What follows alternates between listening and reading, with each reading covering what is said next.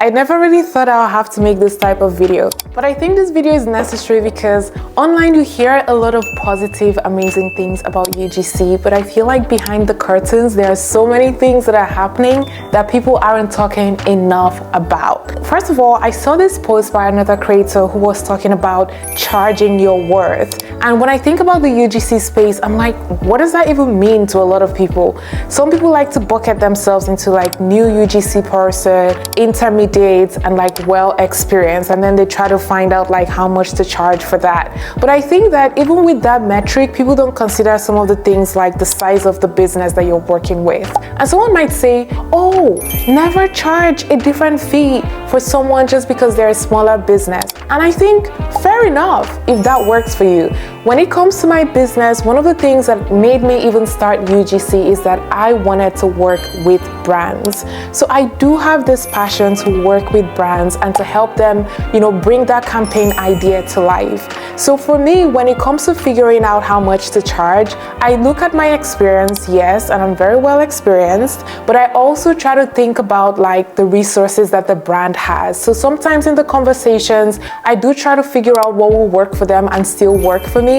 And I usually don't take a deal if I don't feel good about it, most times. I'm still a work in progress. I'm not gonna come on here and sound like an expert. And I just want to say that I think that UGC is like part of the future. I don't think UGC is dead at all. I don't think that AI is gonna completely displace all UGC creators. I do think that brands might try to like diversify. Actually, I reached out to a brand and the brand said, hey UT, I use AI. Yep. And I was like, okay, well, at least thank you for the honesty and thank you for not ghosting me. And I think that a lot of times people burn out or feel frustrated and want to give up because of the unrealistic expectations that are out there around UGC. So one of the things I want to talk about is when a brand doesn't pay you on time or still has not paid you.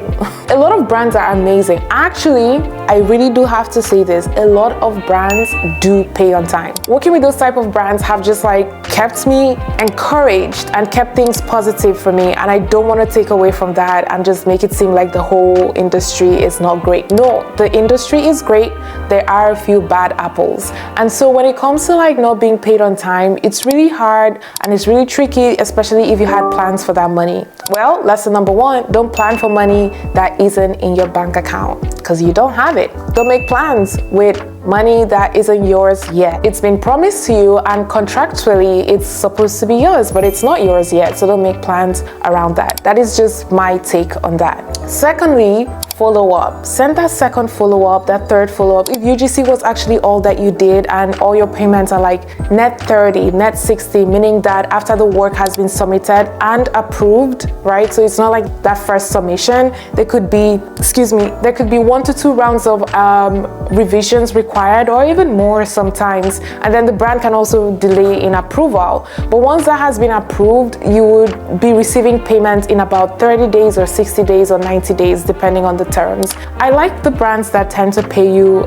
max 30 days, please. I really appreciate them and I hope that more brands can be like them. And I also really like the brands that pay you on time. Okay, so another thing to think about is shipment. Sometimes it comes and then there's all this like clearance and things that you didn't even expect. And the one thing I wish more brands would do is provide that tracking link. I always ask for it, but sometimes they don't give it to me.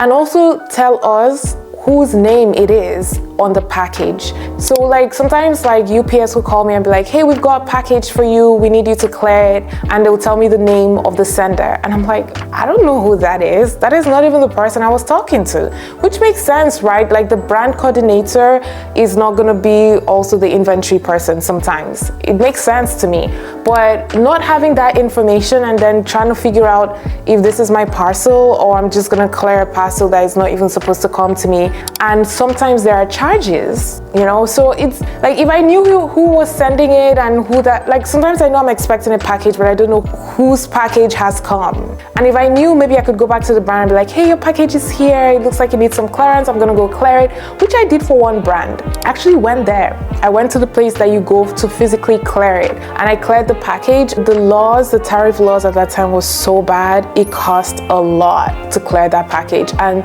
thank God the brand was was so amazing and they covered that cost. But these are some of the things that can come up when it comes to UGC. It's not easy money. You're literally the logistics person, the creator, the person that scripts, the person that edits, the customer success person, the accounting person, the bookkeeper. A lot of times you have to build your own personal brand as well, as much as possible online. I strongly believe that if you can build a successful personal brand and also have a strong UGC portfolio, you're going to be able to charge more. You're the one winning in the UGC game because you're able to leverage your audience and also the content as well, versus, you know, someone like me right now who's currently mostly charging for that UGC video and focusing on that. I'm not making as much as all these numbers that you see online, and that's fine. It's where I am right now.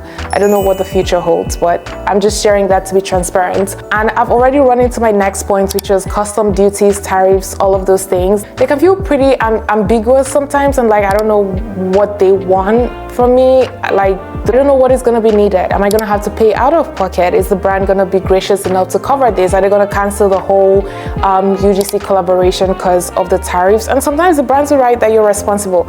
I don't take those deals. I mean, come on. Like, I don't know how much they're going to ask me to clear the package, and if I'm responsible and you're not even going to pay me a ton of money, I might walk away from this deal with a negative because the time that I put in to do the work is not even being paid. So that's like negative. So I don't like to take deals where the brand is not going to be in charge of the shipping. So that's something to think about when you're looking at those contracts. Just make sure that you're also protecting yourself. And if you're a brand manager listening to this, please also think about the creators and, you know, what that looks like for them on their end. Like if they have to go clear it, and even the time to go do that, right? Like you have to drive there sometimes and actually do the clearing in person, or you outsource it and the company you're outsourcing to will charge you to clear that package. At the end of the day, if it's on the UGC creator, that is real money that is leaving your pocket, and that kind of sucks. Yeah. And again, it brings me back to my original point of like, charge your worth, charge more. Is that the best advice really? Well, the approach that I take, right, is that I look at it project to project and I try to see what makes sense. That's what I do. Because someone could easily say, why don't you just raise your rates if all these things are happening?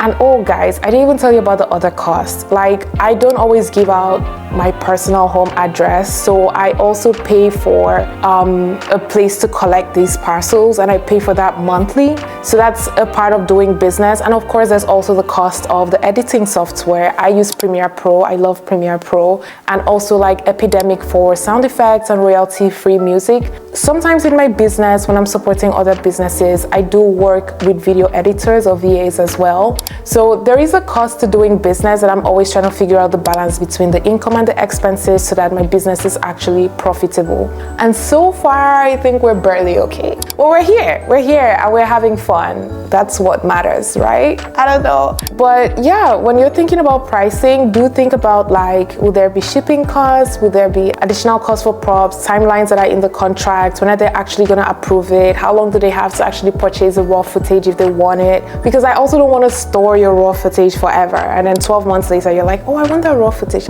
I don't know where it is. I'm joking, I probably know where it is, but I'm kind of not happy that you're coming back 12 months later. Like, you know, for all I know, something could have happened to that footage, right? So I'll rather that you get it within a month if you feel like you're gonna need it. And of course, think about like all the other things when you're charging, like paid ads usage rights, whitelisting. If you want a full breakdown of all the things that I consider, I'm happy to share it with you as well. But this is just like my 2 cents on why UGC is not easy money. It's actually a lot of work, and I think that if everyone started charging hourly for all of the work and all of the time spent and all of the equipment, it would be so expensive for the brands. I'm talking about like $3K per video, because we literally set up like mini production studios at home just to get this work done, to give you that high quality. And if we started charging the worth, that would be so expensive. So that's where market rates also comes into play when you're determining how to price your packages.